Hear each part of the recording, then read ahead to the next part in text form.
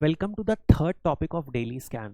इस टॉपिक में अपन एक स्कीम की बात करेंगे जो सरकार ने 2015-16 में रिलीज किया था।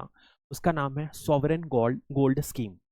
सिंपल शब्दों में यदि अपन बात करें, इसकी क्यों बात कर रहे हैं, क्योंकि फिर से नई बॉन्ड रिलीज कर रही है गवर्नमेंट, और इस बार सरकार कुछ ज्यादा इंसेंटिव भी दे रही है कि आप गोल्ड बॉन्ड को खरीदो गोल्ड के बजाय। तो क्या ये स्कीम है, इसका परफॉर्मेंस कैसा रहा है, इसके बारे में बात करेंगे। और अपन एक और चर्चा करेंगे कि ये स्कीम उतने अच्छे रिजल्ट देने में क्यों कामयाब नहीं रही है। अब इसी में सबसे पहले अपन बात करते हैं इस स्कीम के बेसिक आइडिया के बारे में। तो यदि आप बात करोगे तो इंडियंस हमेशा से गोल्ड खरीदते रहे हैं। गोल्ड को एक स्टोर ऑफ वैल्यू माना गया है, मतलब कि समय के साथ जहां पैसे की कोई वैल्यू कम ज्यादा हो सकती है, शायद मनी इन्फ्लेशन की वजह से करेंसी डिप्रिशिएट हो सकती है, लेकिन सोने की वैल्यू माना जाता है हमेशा बढ़ेगी।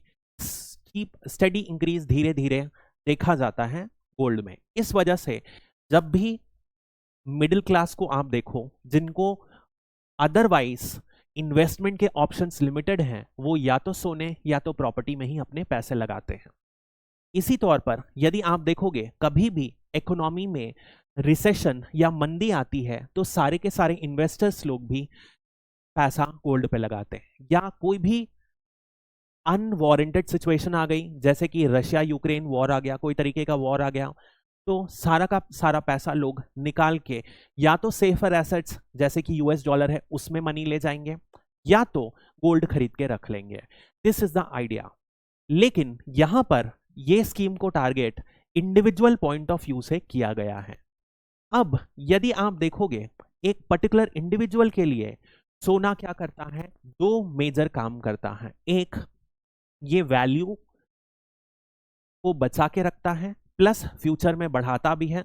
और दूसरी, इसकी कल्चरल अपील है। वैल्यू मतलब है ये इकोनॉमिकल सेंस, कैपिटल बढ़ाता है। और कल्चरल मतलब है कि जैसे आभूषण वगैरह, ज्वेलरी वगैरह होती है जो विमेन पहनती है, वो एक कल्चरल एसेट माना जाता है। वो माना जाता है कि पूरा हमारा प्रेस्टीज दिखाता है। This is the idea. अब हुआ क्या था, 2016 में करंट अकाउंट डेफिशिएट ज्यादा बढ़ रहा था, और हमारे इंपोर्ट में एक मेजर इंपोर्ट तो हमेशा से पेट्रोल और एसोसिएटेड फॉसिल फ्यूल्स रहते हैं, दूसरा मेजर रहता है जेम्स एंड ज्वेलरी। इनका भी बहुत बड़ा योगदान रहता है। तो जब करंट अकाउंट डेफिशिएट बढ़ रहा था, मतलब कि आसान भाषा में बोला जाए, इंपोर्ट इंपोर्ट एक्सपोर्ट के कंपैरिजन में तेजी से बढ़ रहा था, तो सरकार ने एक ऐसी स्कीम की सोचा कि गोल्ड इंपोर्ट को कम किया जाए ताकि करंट अकाउंट डेफिशिएट ओवरऑल कम हो जाए। This was the idea. तभी उन्होंने sovereign gold bond scheme launch की थी। आइडिया क्या था इस स्कीम का, अपन समझते हैं। सबसे पहले सिंपल शब्दों में यदि अपन बात करें, दिया क्या जाएगा, आप गोल्ड खरीदने के बजाय आप गोल्ड बॉन्ड खरीद लो। गोल्ड बॉन्ड क्या होगा, एक बॉन्ड दिया रहेगा जो कौन इशू करेगा, आरबीआई इशू करेगा। सरकार जब बोलेगी तब वो इशू करेगा। That was the idea. अब होगा क्या, इसे 8 साल का टेन्योर दिया जाएगा। मतलब कि आपने आज खरीदा तो लेटेस्ट से आज सोने की प्राइस है 50 के, और 8 साल के बाद मान लो प्राइस हो गई 75 के, तो इसमें जो प्राइस मिलेगी आपको मार्केट लिंक्ड प्राइस मिलेगी 8 साल के बाद। मतलब कि आपको 8 साल में 75 के हिसाब से प्राइस मिलेगी। तो आपने ये डिनोमिनेशंस ऑफ ग्राम में, मतलब कितने ग्राम सोना है, तो आपने लेट से 10 ग्राम लिया होगा 50 के में, तो फ्यूचर में आपको 75 के मिलेगा। This is the idea. 8 साल के बाद। हालांकि इसमें दो और बात है कि 5 साल के बाद आप चाहो तो आरबीआई के पास जाके अपना बॉन्ड को रिडीम कर सकते हो। मतलब there is an exit clause after completing 5 years.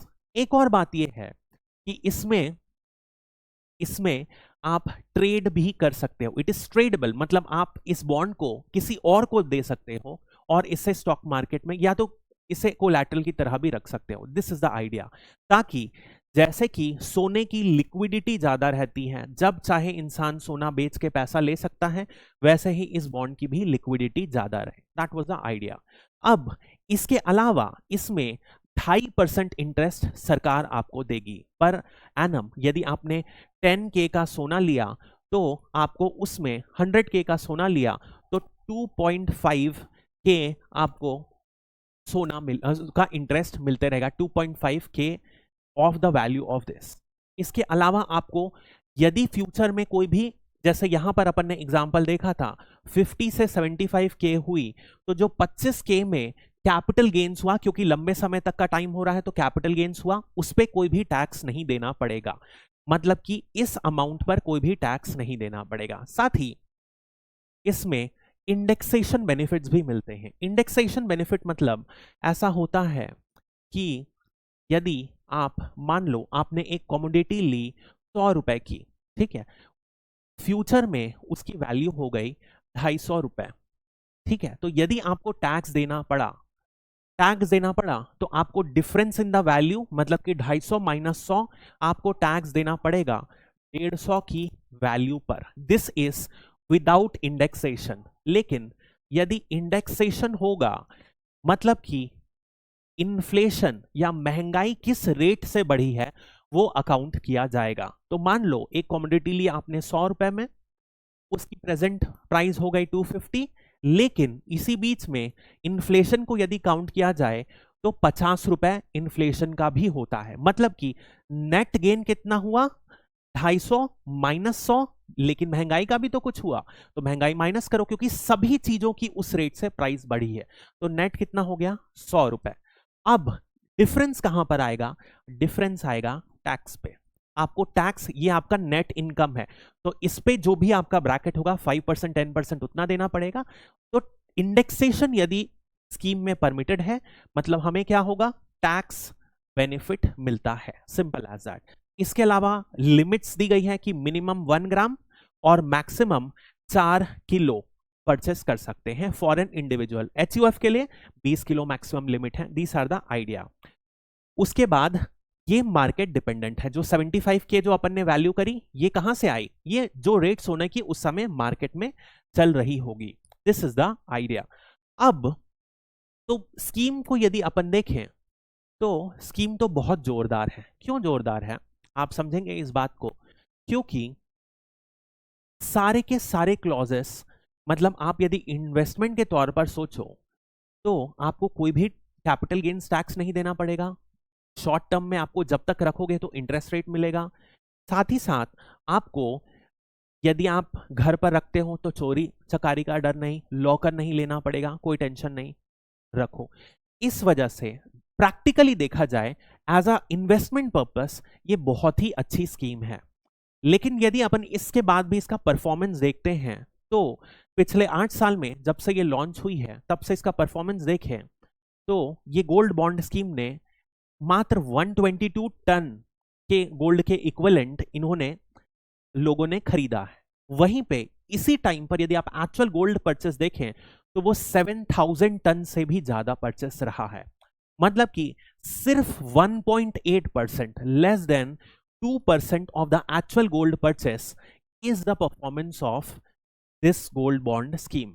ठीक है, यदि अपन इसमें समझें, उसमें भी यदि अपन ब्रेक डाउन करें तो जो मेजर इंक्रीज रहा है वो 2021 में रहा है, जब लॉकडाउन हुआ था और कोविड जो एकदम अपनी चरम सीमा पे था, सेकेंड वेव ऑफ कोविड में। उस समय भी माना जा रहा है 2 फैक्टर्स, एक तो सबसे बड़ा लॉकडाउन था तो फिजिकल डिस्टेंसिंग, शॉप्स बंद थी, लोग जाकर गोल्ड खरीद नहीं पा रहे थे, तो फिजिकल डिस्टेंसिंग की वजह से, लॉकडाउन की वजह से, और दूसरा लोगों के हाथ में, लोग उसी समय खाली थे तो share and other digital avenues को इन्वेस्टमेंट के एक्सपोज कर रहे थे, एक्सप्लोर कर रहे थे। This was the idea. अब क्वेश्चन ये आता है कि जब इतनी अच्छी स्कीम है तो इसके बेनिफिट क्यों नहीं मिले, that is the question.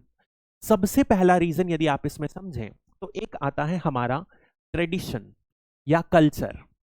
Culture हमारा क्या बोलता है कि यहां पर गोल्ड को बहुत अहम महत्व दिया जाता, इसलिए आप देखोगे कि मेजर ओकेशंस में चाहे वो शादी हो, चाहे नॉर्मल किसी में भी होगा, तो गोल्ड की ज्वेलरीज को गिफ्ट किया जाता है। इवन मंदिर में भी आप देखोगे, बड़े मंदिर हैं उनमें भी गोल्ड का रिजर्वियर बहुत ज्यादा है, गोल्ड अच्छा खासा रखे हैं।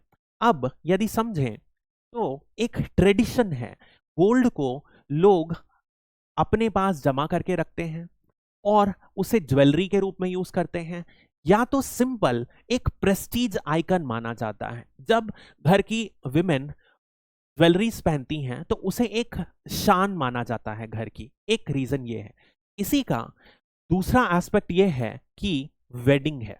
वेडिंग में क्या है, एक कल्चर है जहां पर दिया ही जाता है सोना, दुल्हन को तो सोने से लदाया ही जाता है, दिस इज अ ट्रेडिशन। लेकिन एक और इसके अलावा फैक्टर जो है वो ये है कि यदि आप इंडियन फैमिली का माइंडसेट देखो तो इन्वेस्टर का मत देखो। इन्वेस्टर लोग क्या करते हैं, गोल्ड पर पैसा लगाते हैं तो वो उसे इन्वेस्ट करते हैं, लेकिन फैमिली का माइंडसेट ये होता है कि जो भी एक्स्ट्रा घर में पैसा आ रहा है उसे बचत करने के लिए, सेव करने के लिए आप गोल्ड कॉइन या ज्वेलरी खरीद लो, ताकि फ्यूचर में हम उसे बेच के पैसा रिडीम कर लें या एक रिजर्वियर की तौर पर रहे जो हमारे कैपिटल को बढ़ाए। लेकिन नॉर्मली इसे सेल करने के लिए नहीं लिया जाता है, माना जाता है कि आप रखे रहो, बैंक में रखे रहो, घर में रखे रहो, इसे बेचने की नौबत ना आए। तो जब भी किसी के पास एक्स्ट्रा पैसा होता है वो घर से 1 ग्राम 1 तोला सोना इस तरीके से ले लेता है, तो वो प्योरली इन्वेस्टमेंट पर्पस का ध्यान नहीं देता है। क्योंकि अपन ने क्या देखा, इन्वेस्टमेंट पर्पस के लिए सॉवरेन गोल्ड बॉन्ड ज्यादा अच्छा है। फिर भी लोग गोल्ड में क्यों पैसा ले रहे हैं, because the idea is to save not to invest, this is the mindset. इसके अलावा एक मेजर रीजन जो आता है वो आता है ब्लैक मनी। लोग सोने से क्या, ब्लैक मनी से सोना खरीद के रख लेते हैं, घरों में बैंक लॉकरों में छुपा देते हैं। होता क्या है, बाद में उसे निकाल भी देते हैं। एक तरीके से ब्लैक मनी का वो हाइड आउट है।